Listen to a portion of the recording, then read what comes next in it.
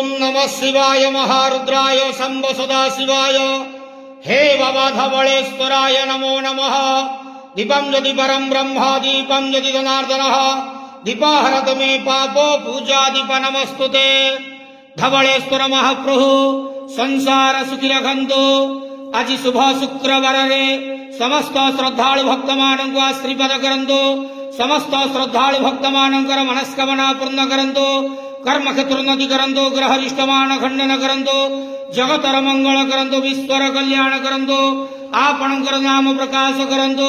सेवकर डाक श्रवण करंतु। समस्त गुआवसा भक्त मानकर मनस्कामना पूर्ण करंतु। हे बाबा धवळेश्वराय नमो नमः। संसार सुखी रखंतु नंद केवार हरि बोलो।